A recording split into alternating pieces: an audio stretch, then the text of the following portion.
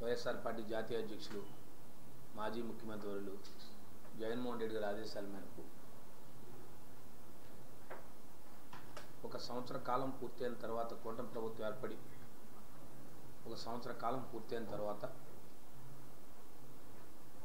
మరి ఎన్నికల్లో అనేక హామీలు ఇచ్చి ఆ హామీల్ని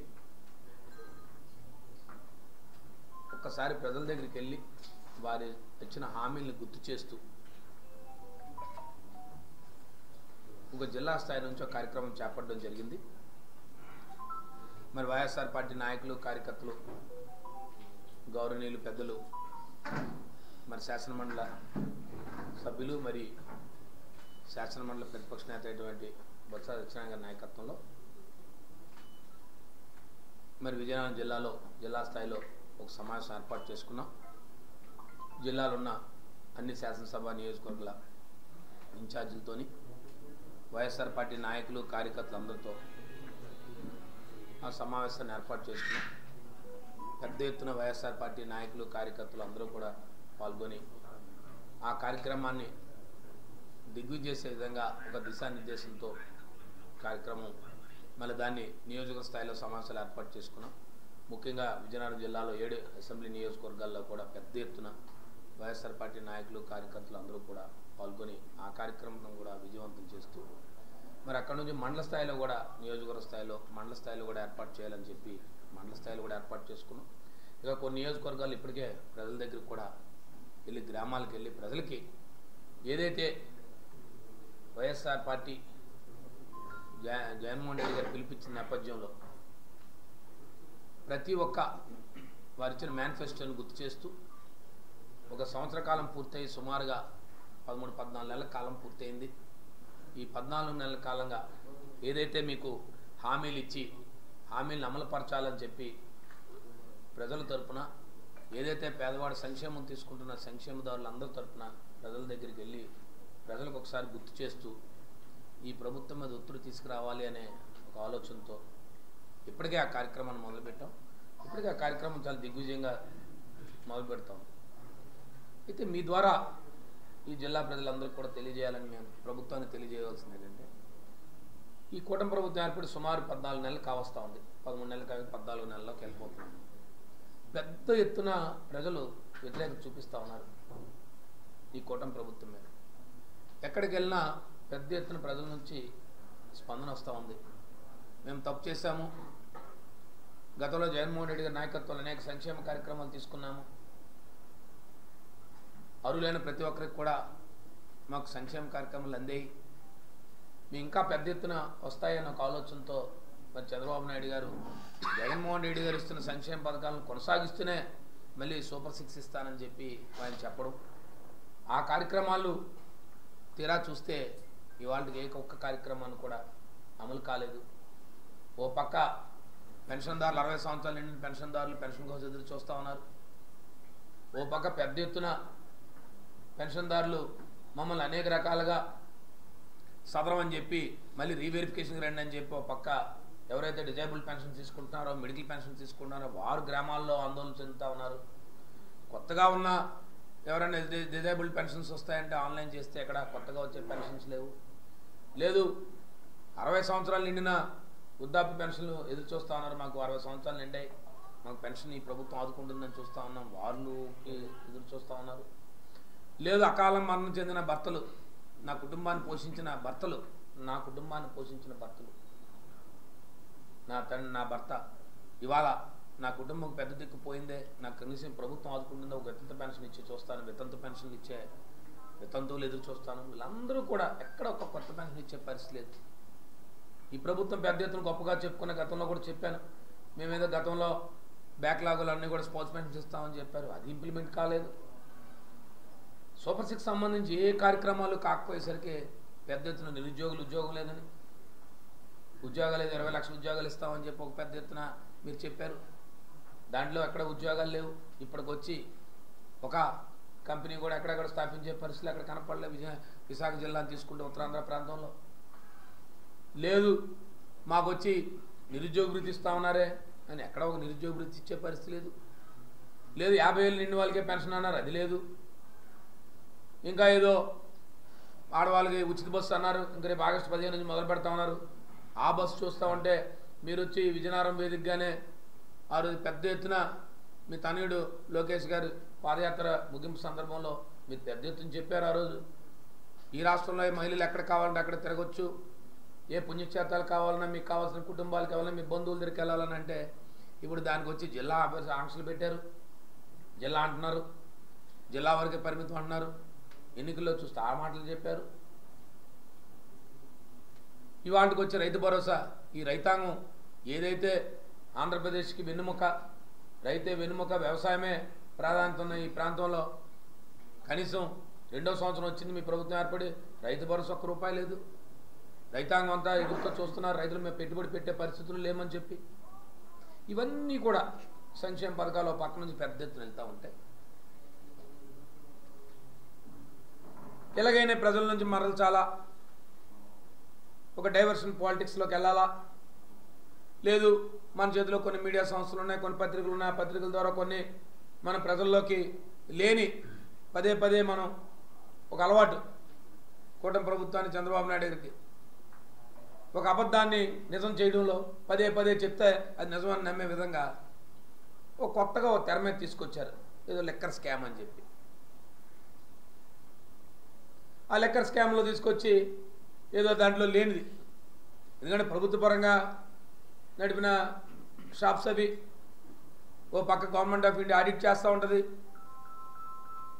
ఎక్కడికక్కడ ప్రభుత్వం సరుకుని ఏమైనా ల్యాప్సెస్ ఉంటాయి అవన్నీ కూడా ఆడిట్స్ చేస్తూ ఉంటాయి. లేని ఒక సమస్యను సృష్టించి ఎవరికో తీసుకొచ్చి ఏమో ఇచ్చారు, ఎవరో తీసుకొచ్చి ఏదో ఇచ్చారని చెప్పి వ్యక్తులు తీసుకొచ్చి టార్గెట్ చేస్తూ మీరు వచ్చి ఓ పక్క నుంచి అరెస్టులు చేసుకుంటూ పోతూ నిన్నే మా పార్లమెంట్ సభ్యుడు 3 సార్లు ఈ రాష్ట్రానికి ప్రాతినిధ్యం వహించినటువంటి ఒక పార్లమెంట్ సభ్యుడిని మా పార్లమెంట్ పార్టీకి అధ్యక్షుడిగా చేస్తూ ఉన్నాడు. అతను తీసుకొచ్చి అకాలంగా అరెస్ట్ చేయడు. దానికి వచ్చి టీవీలు పత్రికల్లో వచ్చి ఒక అభూత కల్పన, ఇదే 1000 కోట్లు స్కామ్ జరిగిందని. ఎక్కడున్నాయో చెప్పరు, ఎవరికి ఉన్నాయో చెప్పరు. మీరు సిట్ ఏదైతే ఛార్జ్షీట్ ఫైల్ చేసినా ఛార్జ్షీట్లు ఎక్కడ ఆధారాలు లేవు. దానికి వచ్చేవో సంబంధం లేని ఆస్తులు అటాచ్మెంట్ అంటారు. ఇవన్నీ ఇలాంటివన్నీ చెప్పి ప్రజల్లో ఒక రెడ్ బుక్ రాజ్యాంగాన్ని ఈ సంవత్సర కాలంలో మీరు ఏంటని చేస్తున్నారంటే ఒక కేసు అయిపోద్ది, ఇంకొకరిని తీసుకొచ్చి ఏదో చేశారంటే. మీకు ప్రభుత్వం ఏర్పడి మీరు అనేక సంక్షేమ కార్యక్రమాలు, అనేక హామీలు ఇచ్చి ఈ ప్రాంతాలను అభివృద్ధి చేస్తామని చెప్పి అది పక్కన పెట్టి ఆ కార్యక్రమాలు చేయలేక ఓ పక్క నుంచి ప్రజల నుంచి తీవ్ర వ్యతిరేకత వ్యక్తపరుస్తూ ప్రజలు పక్క నుంచి తీవ్ర వ్యతిరేకత కనబడతా ఉంటే మీరు దాన్ని మరల్చడానికి చేసే కార్యక్రమాలు ఇవి. దీన్ని పూర్తిగా ఖండిస్తా ఉన్నాం. మిథున్ రెడ్డి గారి అరెస్ట్ని ఎక్కడా కూడా ఆధారాలు లేని కేసుని తీసుకొచ్చి ఆధారాలను చెప్తారు. ఆయన పార్లమెంట్ సభ్యుడు, రాష్ట్రంలో జరిగే విషయాలకి ఆయనకి ఏం భాగస్వామ్యం ఉంటుంది? ఎవరినో తీసుకొచ్చి మిథున్ రెడ్డి గారికి అది చేసామండి, లేకపోతే ఎక్స్కి ఇచ్చేసామండి, వైకి చేసామని చెప్పి ఆయనకి ఏం సంబంధం? ఆయన పార్లమెంట్ సభ్యుడు. పార్లమెంట్ సభ్యుడికి ఈ రాష్ట్రంలో జరుగుతున్న విషయాల మీద, ఈ రాష్ట్రంలో జరుగుతున్న పరిస్థితుల మీద ఆయనకి ఏమేమి ఉంటుంది బాధ్యత? అంటే ఏదోలాగా ప్రజల నుంచి మరల్చడానికి మీరు ఏదో సుపరిపాలన తొలడుగు అన్నారు. మీ సుపరిపాలన తొలడుగు ఎలా జరుగుతుందో మీకు తెలుసు కదా. వెళ్తున్నారు, ఓ 3 ఇళ్ళు ఎత్తుక్కుంటున్నారు, చుట్టుముట్టేస్తున్నారు, ఓ ఫోటో తీసేస్తున్నారు, వెళ్ళిపోతున్నారు. ఒకవేళ కనీసం వాళ్ళ దగ్గరికి వెళ్ళి ఏమమ్మా ఇగో మీ పథకాలు ఇన్ని హామీ ఇచ్చాం, ఇగో ఆ పథకాలు నీకు వస్తాయని చెప్పి అడగండి. ఒక్క వీడియో క్లిప్ చూపించండి. నీ ఇంట్లో అందరికి పెన్షన్ వచ్చిందా? మీ ఇంట్లో 50 సంవత్సరాలు నిండిన వాళ్ళు పెన్షన్ వచ్చిందా? మీ ఇంట్లో చదువుకున్న పిల్లవాడు నిరుద్యోగ వృత్తి వచ్చిందా? లేదు మీ పిల్లవాడికి ఉద్యోగం వచ్చిందా? లేదు మీ ఇంట్లో ఉన్న తల్లికి వందనం మీ ఇంట్లో ఉన్న వాళ్ళందరికీ వచ్చిందా? లేదు 15,000 రూపాయలు పడిందా? లేదు కొంతమంది 9,000 రూపాయలు పడింది, కొంతమంది 10,000 రూపాయలు పడతా ఉంది. ఎక్కడా కూడా ఓ పక్కన పత్రికల్లో వస్తున్నాయి, ఓ పక్కన గ్రీవెన్స్కి వస్తుంది. రోజు పత్రికల్లో మీడియాలో గ్రీవెన్స్, మీరు అందరూ పత్రికా సోదరులు అందరూ ఉన్నారు. ఓ పక్క లబ్ధిదారులు రోజు వస్తున్నారు. నిన్న ఒక స్కూల్ నుంచి వచ్చారు రాజాంలో. ఆ స్కూల్లో ఉన్న 205 మంది పిల్లలకి 5 తప్ప 200 మందికి రాలేదు.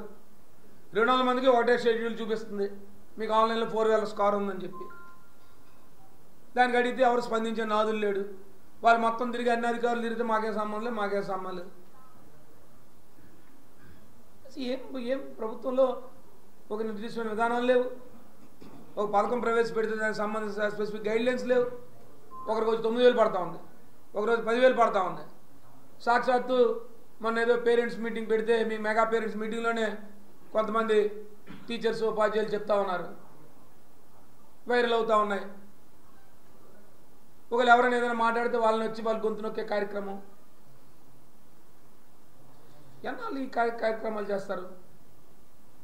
నిన్న చూసాం, ఈ జిల్లాకు వచ్చారు వ్యవసాయ శాఖ మంత్రులు. చాలా మంచిది, సంతోషం. ఆయన వచ్చి ఏం చెప్తున్నారు?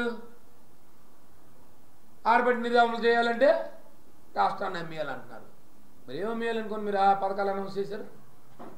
మీ ముఖ్యమంత్రి గారు ఆ రోజు, మాజీ ముఖ్యమంత్రి గారు, నేను చాలా అనుభవజ్ఞుని, నేను సంపద సృష్టిస్తా, 1500 15,000 చేస్తా, 15,000 1,50,000 చేస్తా, నేను 15,000 ఆగిపోను ఆయన వీడియో క్లిప్పింగ్.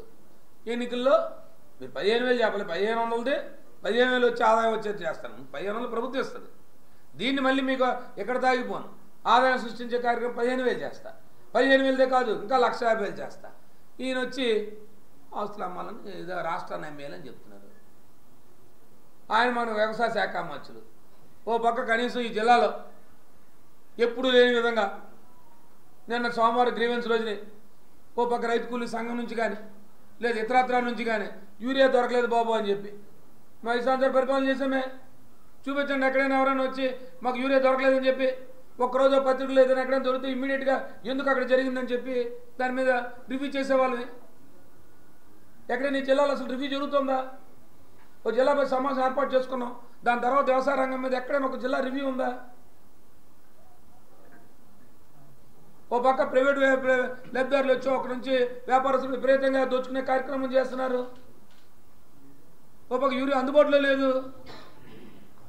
అసలు జిల్లాలో మనకి ఎంత రిక్వైర్మెంట్ ఉంది, ఈ జిల్లాలో మనకు వచ్చిన షెడ్యూల్ ప్రకారం ఆ షెడ్యూల్ వచ్చిందా లేదా, ఒక రాకపోతే దాన్ని తీసుకెళ్లాల్సిన బాధ్యత మరి శివారినే మనకున్న వ్యవసాయ శాఖ మంత్రులు. జిల్లాకు వచ్చినా కూడా దాని గురించి నేను మాట్లాడలే. రోజు పత్రికల్లో టీవీలో చూపిస్తూ ఉన్నారు కదా మీరు. మేము చెప్పిన మాటలు కాదు కదా. ఈ జిల్లాలో రైతాంగంకి వచ్చి ఎరువులు దొరకట్లేదని చెప్పి ఓ పక్క నుంచి రైతులు పెద్ద ఎత్తున ఆందోళన చేస్తూ ఉన్నారు.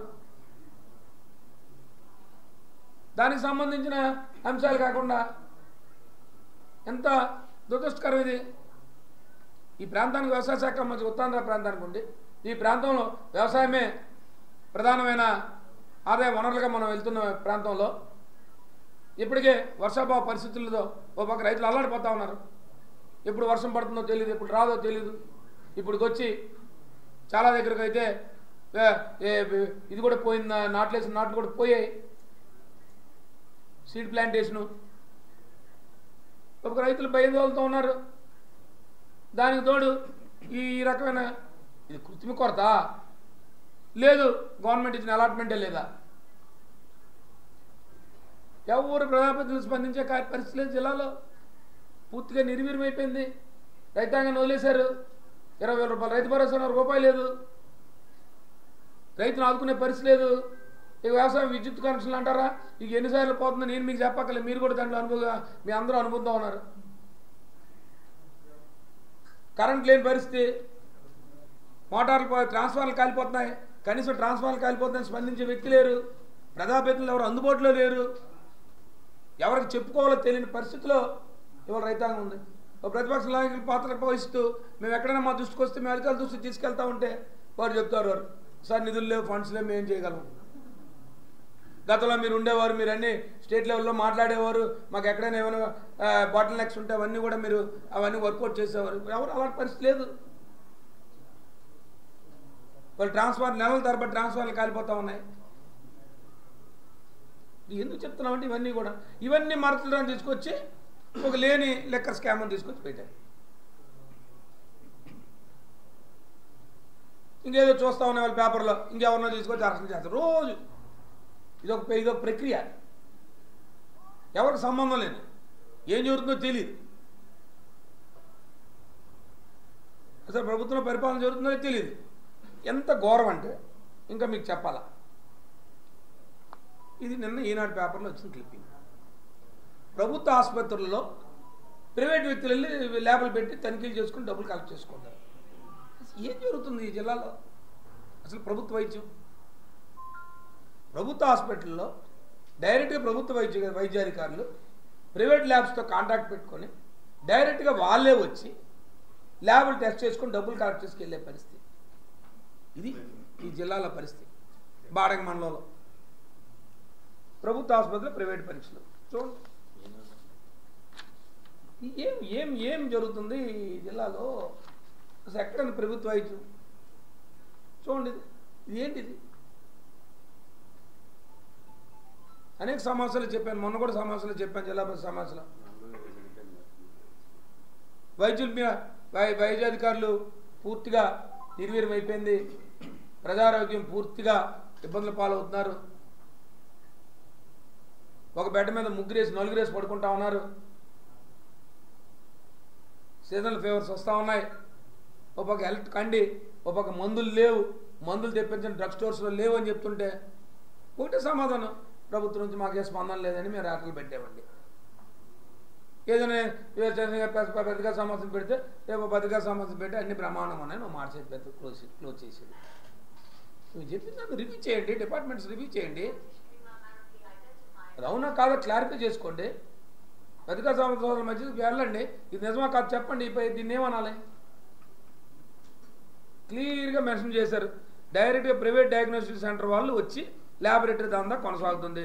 ఆసుపత్రుల్లో వసతులు ఏం ఆసరాగా చేసుకొని, అంటే బాడంగ సిహెచ్సి సెంటరు ఏమైంది అక్కడ ల్యాబు? డైరెక్ట్గా పేషెంట్స్ వచ్చి డాక్టర్లు చెప్తున్నారు, నువ్వు బ్లడ్ టెస్ట్ చేసిరా, లేకపోతే యూరిన్ టెస్ట్ చేసిరా, లేకపోతే ఎక్స్ టెస్ట్ చేసిరా, వై టెస్ట్ చేసిరా, అలా ఎక్కడికి వెళ్ళాలా? మన జిల్లా పరిషత్ వేదికగానే అడిగాను, ఏమైనా గైనిక్ సెంటర్ అక్కడ వచ్చి గౌస్ హాస్పిటల్ తీసుకొచ్చి ఇక్కడ తీసుకొచ్చి కూర్చోబెడుతున్నారు ప్రెగ్నెంట్ లేడీస్ని అంటే ఇంకేదో చెప్పారు, ఎవరో రేడియాలజిస్ట్ లేరండి, లేకపోతే ఎక్స్ లేరండి, వై లేరండి అని చెప్తారు. అసలు జిల్లాలో ఏం జరుగుతుంది? ఎవరైనా ఈ జిల్లా ప్రజల పట్ల కానీ ఈ జిల్లాల వర్గాల పట్ల కానీ వారు చేస్తున్నవి కానీ ఓ పక్క విజ్జిపక్క. నేను ఇవాళ పత్రికలు అన్నీ చూశాను, ఇవాళ అన్నీ నేను గతంలో చెప్పిందే వాళ్ళ డ్రాప్ అవుట్లు పెరిగాయని. ఎందుకు పెరిగాయి డ్రాప్ అవుట్లు? గతంలో సంపూర్ణ అక్షరాస్యత ఉండాలని చెప్పి అసలు చదువుకున్న వాళ్ళు లేకుండా 0 అని చెప్పి అవార్డు తెచ్చుకున్నాం. వీరబ్రహ్మ గారి టైంలో నాకు తెలుసు అనుకుంటాను, ఆయన జిల్లా కలెక్టర్గా ఉన్నప్పుడు. ఓ పెద్ద ఎత్తున ఆ రోజు ఎగ్జామ్స్ పెట్టి గ్రామాల్లోకి వెళ్ళి టీచర్స్ని అక్కడ ఉన్న వాళ్ళందరినీ కూడా ఈవెన్ పెద్దవాళ్ళని కూడా తీసుకొచ్చి 0%. ఇవాళ అప్పుడే చూసి ఫిగర్స్ 9,000 ఉన్నాయని చెప్తున్నారు. ఇంకా నేను లాస్ట్ ఇయర్ ఎంత, బిఫోర్ లాస్ట్ ఇయర్ ఎంత కూడా ఫిగర్స్ అడుగుతా ఉన్నాను. ఒకప్పుడు వచ్చి 0%తో తీసుకెళ్ళాం. ఎక్కడ కూడా చదువుకునేవారు 100% ఉండాలి, 100% లిటరసీ ఉండాలి. ఎక్కడ కూడా నేను చదువుకోలేదు, నాకు ఈ ప్రభుత్వం ఆదుకోలేదు అనే భావన లేకుండా ఉండాలని చెప్పి పెద్ద ఎత్తున ఇవాళ మళ్ళీ స్టార్ట్ అయిపోయింది. 9,000 మంది ఫిగర్స్ వాళ్ళ ప్రెస్లో, వాళ్ళ అన్ని మీడియాలో వెళ్ళదే. ఇంకా బాగా పర్సంటేజ్ పెరిగిపోతూ ఉంది. కారణం ప్రభుత్వాలు ఆదుకోవట్లేదు. మీరు చెప్తున్న మంచి విద్య ఇస్తున్నాము, లేకపోతే మంచి ఎడ్యుకేషన్ ఇస్తున్నాము, లేకపోతే మంచి భోజనం ఇస్తున్నాము అని మీరు చెప్తే ఎందుకు వస్తాయి ఇవన్నీ? ఎందుకు చెప్తున్నామంటే ఈ రకంగా ప్రభుత్వాలు ఇవన్నిటిలో పోను ఓ పక్క నుంచి ఈ అరెస్టులు, వ్యవహారం, గోళ, ఇది ఒక కదా. ఎందుకు చెప్తానంటే ఇవన్నీ కూడా మీరు ఒకసారి పెద్ద ఎత్తున ప్రజల్లోకి వెళ్తున్నాం కాబట్టి, పెద్ద ఎత్తున ప్రజల్లో మేము ఊహించలే. మా కేడర్ అందరూ అనేవారు 3 సంవత్సరాల వరకు తెలుగుదేశం పార్టీ వాళ్ళు ఎవరు ఆనాడు బయటికి రాలేదు, కనీసం 3 సంవత్సరాల వరకు పార్టీ కార్యక్రమాలు కాదు కదా, ఎన్నికల్లో పోటీ చేయడానికి ముందుకు రాలేదు ఆనాడు మేము చెప్తా అనేవారు. నేను చెప్పాను ధైర్యంగా. ఎస్, వాళ్ళు రాలేదు. కారణం ఆనాడు మనం ఏదైతే హామీ ఇచ్చామో హామీ ఇచ్చిన కార్యక్రమాలను చేసాం ప్రజలకి. కాబట్టి వాళ్ళు ప్రజల దగ్గరికి వెళ్ళే అవకాశం వాళ్ళకి లేదు. వాళ్ళు ప్రజల దగ్గరికి వెళ్ళాలి అలాంటి అవకాశం వాళ్ళకి లేదు. ఇవాళ అలాంటి పరిస్థితి కాదు కదా. ఇవాళ సంవత్సర కాలంలో మేము తీవ్ర వ్యతిరేకత. ఇవాళ అధికార పక్షం మీద ఉన్న తీవ్ర వ్యతిరేకత. ఎలాంటి ధైర్యంగా మీరు 3 ఇళ్ళు తప్ప 4 ఇళ్ళు తిరగడం లేదు. మీరు స్వపరిపాలన ఎలాంటి గ్రామాలు ఇల్లు పెట్టండి ధైర్యంగా. మేము మీటింగ్లు పెడుతున్నాం, ఇంటింటి తిరుగుతున్నాం, స్టార్ట్ చేస్తాం. ఇది నిరంతరం కొనసాగుతూ ఉంటుంది. మీరు పథకాలు ఇస్తే మాకే చెప్తారు కదా. మీరు ఎందుకయ్యా ప్రజల్లో తిరుగుతారు? మాకు అన్ని ప్రభుత్వం అందించింది, మాకు ప్రభుత్వం చెప్పినవన్నీ వచ్చాయి, మాకు ఇబ్బంది లేదని చెప్పి.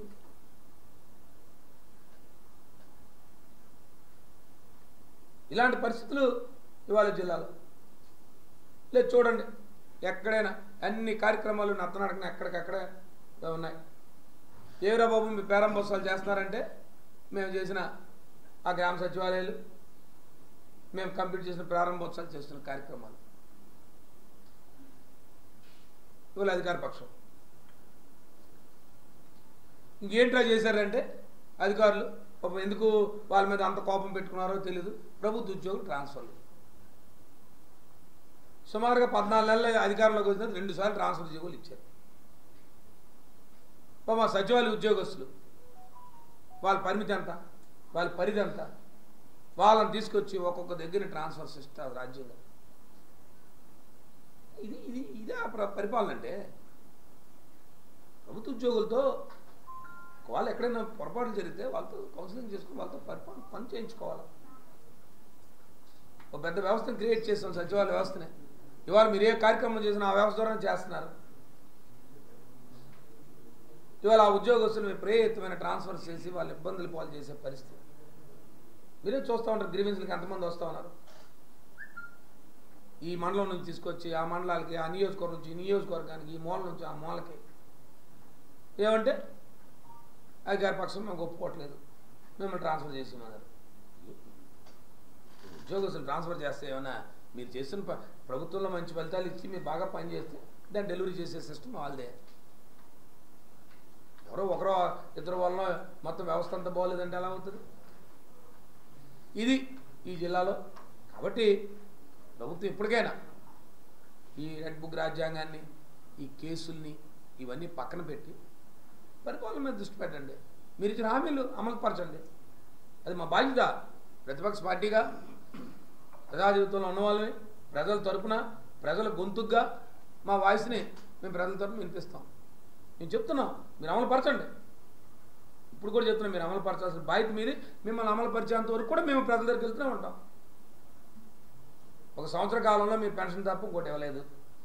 2వ సంవత్సరంకి వస్తే అమ్మఒడి ఇచ్చారు, తల్లికి వందనం ఇచ్చారు. తల్లికి వందనం కూడా పూర్తి స్థాయిలో అమలు పరచలేదు.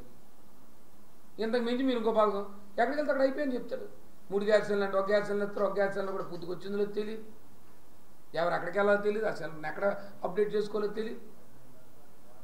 4 సిలిండర్లు ఇచ్చి ఫోటోలు తీసి పథకం అయిపోయింది. వాళ్ళు రైతాంగం రైతు భరోసా లేక రైతులు ఎంత ఇబ్బంది పడుతున్నారు. ఎక్కడైనా క్రాప్ ఇన్సూరెన్స్లు వస్తున్నాయా లేదా, ఓ పక్క ఇన్సూరెన్స్ పాలసీలుగా తీసేశారు. సార్ రైతులు లోనింగ్ జరుగుతుందా లేదా, బ్యాంకర్స్తో మీటింగ్స్ ఉన్నాయా లేదా, ఎక్కడైనా పెద్ద ఎత్తున రైతులకి పూర్వం ప్రభుత్వం ఎంతో కొంత భరోసాగా ఉండేది. వాళ్ళకి ఇవాళ భరోసా లేదు. కనీసం లోన్లు ఇప్పించే కార్యక్రమం జరుగుతుందా? కాబట్టి ఇవన్నీ ఎందుకు చెప్తా ఉన్నామంటే, ఇంక దానికి ఏదో చెప్తారు కొత్త విషయాలు, కొత్త మాటలు. అంటే స్కీములు ఎగ్గొట్టేయడానికి, స్కీములు లేవు, హామీలు ఏమన్నా ఒక కొత్త వరవని తీసుకొచ్చే విధంగా వెళ్తున్నారు. ఏది ఏమైనప్పటికి కూడా ఈ ప్రభుత్వం మీద ఒత్తిడి తీసుకొస్తాం. ఈ ప్రభుత్వం ఏదైతే ఎన్నికల్లో హామీ ఇచ్చిందో ప్రతి హామీని అమలు పరిచేంత వరకు ప్రజల్ని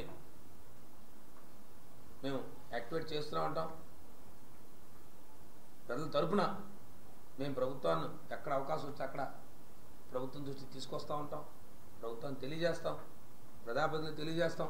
అది మా బాధ్యతగా మీకు చెప్తూ, ఏదైతే మీరు లేని స్కాములు తీసుకొచ్చి, లేని విషయాలు తీసుకొచ్చి ప్రజల్ని డైవర్ట్ చేసే విధంగా మీరు కొన్ని మీడియా సాధనాల ద్వారా మీరు చేస్తున్న ఈ కార్యక్రమం ఉందో ఇది పూర్తిగా ఖండిస్తూ ఉన్నాం. ప్రజలు చాలా వివేకవంతులు, ప్రజలకు అన్ని అవగాహన ఉంది. మీరు కొన్ని టీవీ ఛానల్లో కొన్ని పత్రికలతో చెప్పినంత మాత్రాన లేదు, మా ఛానల్స్ ఏమైనా మాకు పాజిటివ్గా ఉన్న ఛానల్స్ని వచ్చి మీరు బంద్ చేసినంత మాత్రాన అంటే బ్యాన్ చేసినంత మాత్రాన ఊరుకునేది కాదు. ప్రజలు ఖచ్చితంగా ఎంత అవగాహన ఉంది, ప్రజల్ని అవేర్నెస్ తీసుకొచ్చే కార్యక్రమం ప్రజలకు చాలా ఎక్కువగానే ఉంది. దాన్ని ఎప్పుడు చేస్తూ ఉంటాం ప్రతిపక్ష పార్టీ బాధ్యతగా అని చెప్పి మీకు తెలియజేస్తా ఉన్నాం.